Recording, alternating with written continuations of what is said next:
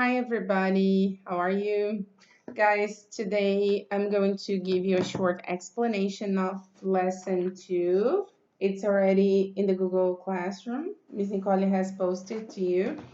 And just to review, lesson 1, we focused on learning how to use the addition chart, the first model, this one, right? And now we are going to explore how to use this one, okay? Which shows us the concept of doubles and near doubles, right? And I'm going to explain this in the next video. But before I talk about doubles and near doubles, I'll be showing you some review of simple addition facts. And I'll be showing you using my Unifix cubes. Remember that we use this a lot in our classes? Yeah, so visually you can see what fact in math, what fact in math means. So I'm going to show you how to visually understand an addition fact, a simple addition fact. Okay, so keep watching this video for this review, and after the review, keep watching it to get information about lesson 2, right? Hi everybody, I'm here with my Unifix blocks. You guys are very familiar with this because we used a lot in our math classes at Maple Bear. So I came with these blocks here just to focus on addition fact, okay? It's very simple, and addition facts are sentences, addition, simple additions in English, we say addition facts. And I just would like to review some concepts. So remember that this PC here alone, right, unique like this, we call unit, right? So this is a unit.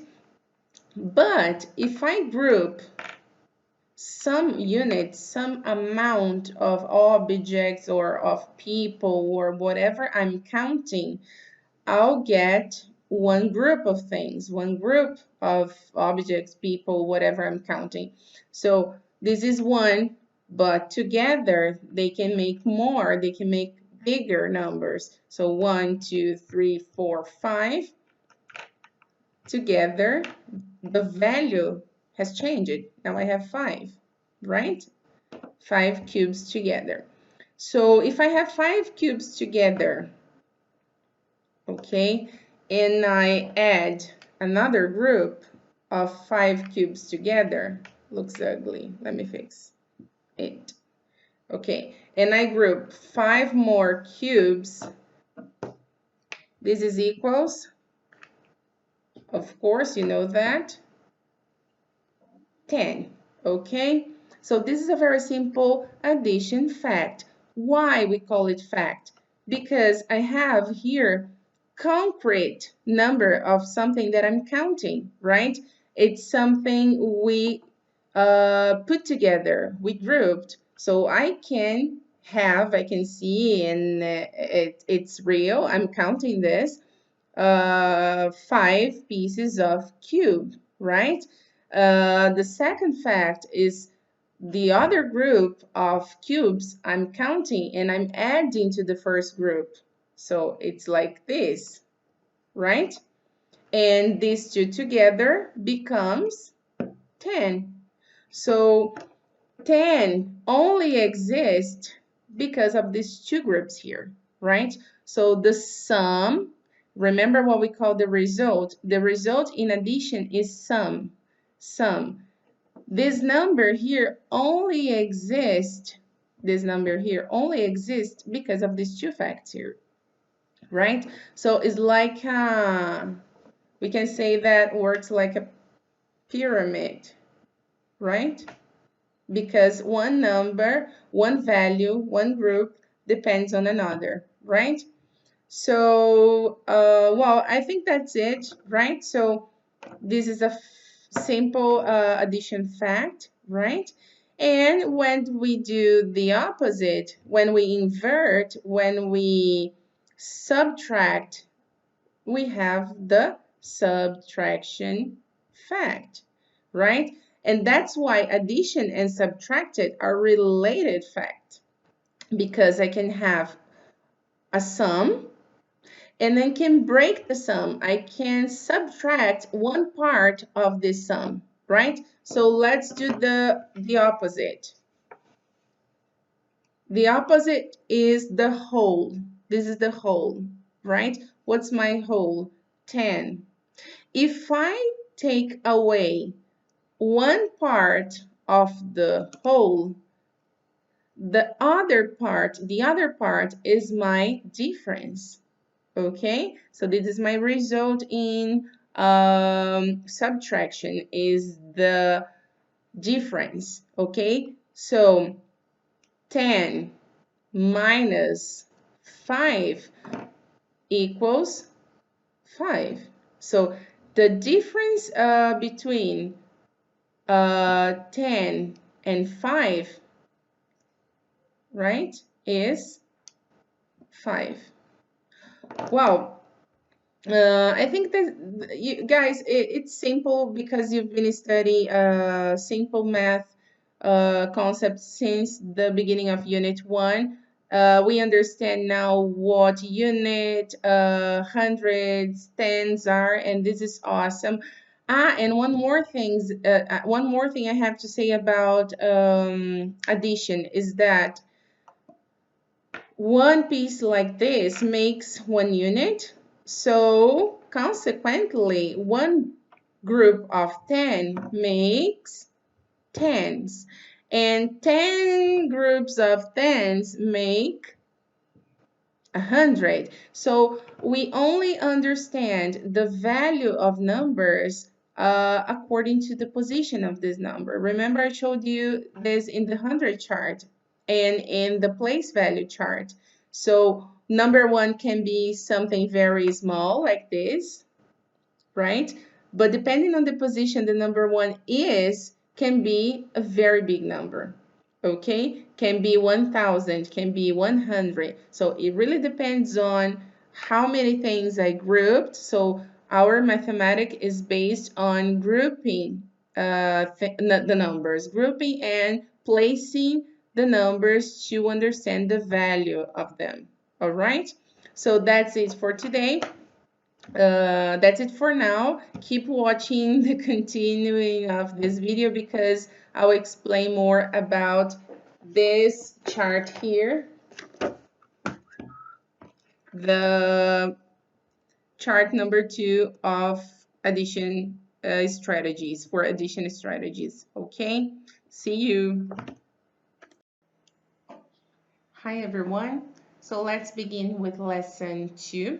All right, and if you get your books, if you can get your books, please open it on page 59. All right, when you have your books open, you are going to see this picture of the ant, this bug, the insect here, okay?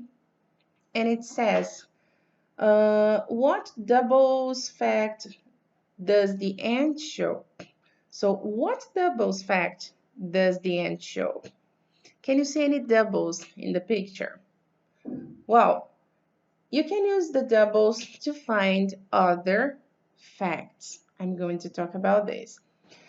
If we pay attention to the ant's feet, we can understand that in one side, the ant has 3 feet. And in the other side of the body of the ant, she has 3 more feet. So we are going to learn how to find the doubles and the near doubles. We are going to understand these 2 concepts, and then they will help us to solve addition facts, right? So first of all, doubles are things like 2, okay? 2 plus 2 equals 4. So here here in total, I have the double of this, right? So double is basically when we have 2 of the same thing, right? it can be a group of something. So if this group here is a group of 4, if I add another group of 4, how many do I have in total? Let me get my markers here. Okay, so if this is one group, I have 4 here, okay? And I want to have the same group of 4 here. I add them here. So what's the result? What's the sum? 8, okay? So easy doubles are 5 plus 5 equals 10. I can use my fingers. 2, I double it. I make another group of 2. And what's the total? 4. Okay, 3 plus another group of 3. How many do I have? 6. All right, and so on. And the doubles are usually even numbers, okay? Because we can share them, we can divide them in equal number for everyone, okay? So this is the first thing to understand about addition strategy. The second thing is the near double. So I'll use again my markers as example. So I have a group of 2 markers. Now I'm going to add one only marker here. Do I have the same as in the first group? Right? Well, that means that if the second group has one less than the other, they are not alike, they are different. So the result is not going to be the same. The sum will be 3 and not 4, okay? So this is one fact. And another thing is that if I add one more into that one here, so for example, here, number 2 plus a group of 3. Yeah, but 3 is one more. So I added here one more in the next counting number because my counting number is 2. And here I added one more. So if I add one more to this group, what's going to happen? 5. So they become 5. 5 is it? 5, the double of 4 of 2. No, right? So 5 is a near double, right? It's close to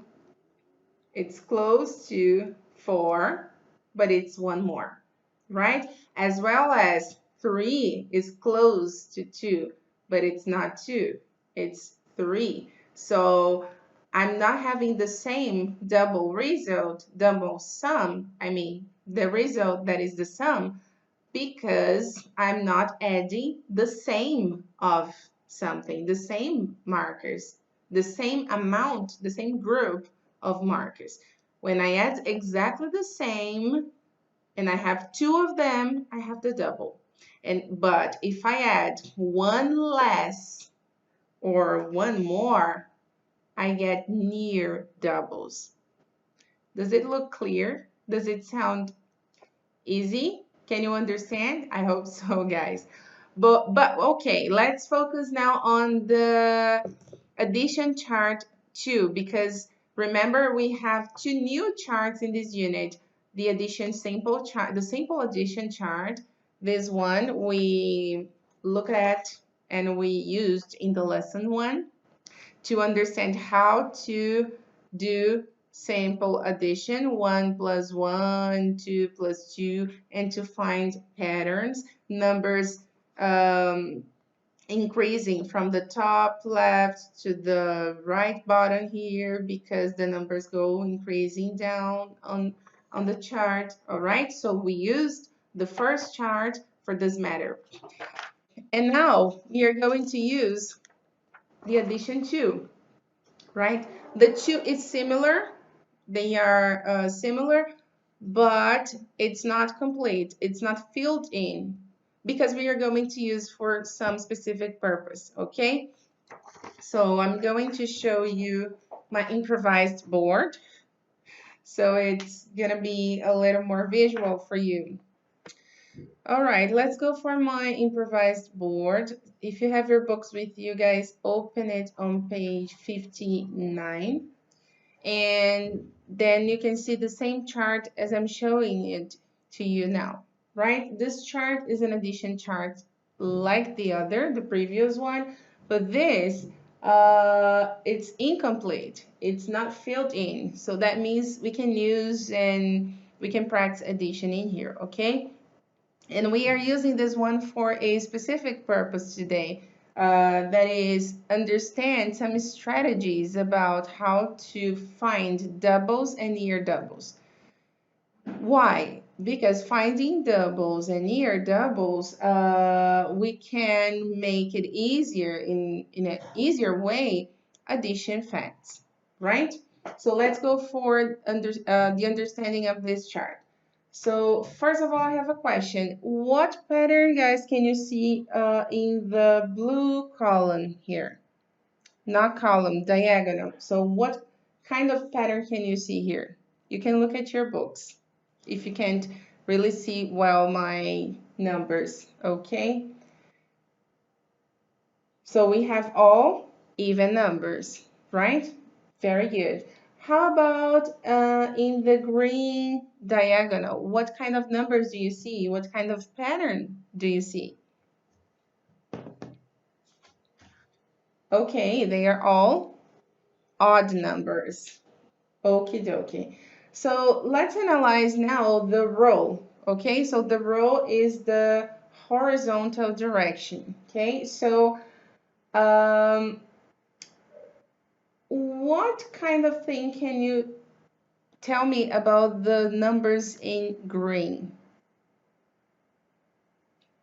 Yeah, so the numbers in green, they are on the left side of the blue numbers, and they are less than the blue numbers. And how about the pink numbers? What do you see? It's the opposite, right? So the pink numbers are greater than the blue ones. Well, so what does it mean? This means that when I find a double of a number, I also can find a near double of this number. So let's do a simple math addition here. 2 plus 2, let me find here, 2 plus 2 equals 4, okay? All right, but if I take 1 away of this, so if I add 1 before, what's going to happen? So 2 plus 1 now equals 3. Remember about the example of the pens? If I don't add the same of 2 of the same thing, so I don't have the double result. So I have double result in here, for example. Let me just change them.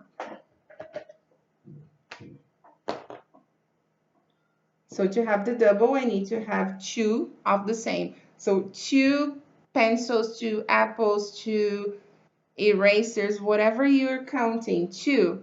If I add 2 more here of this, they are alike, okay? So now I have the double. The double is 4.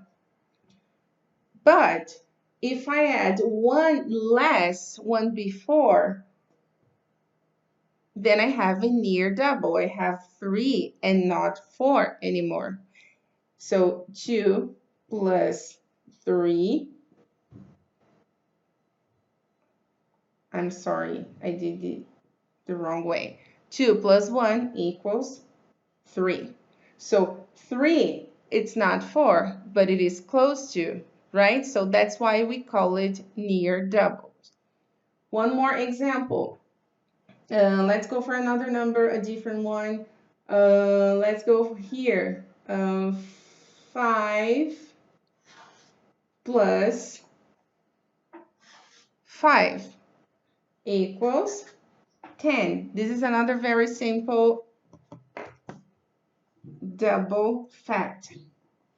So 5, if I add here another group of 5, they are equal, they are not different, and I have the double. and the double is 10.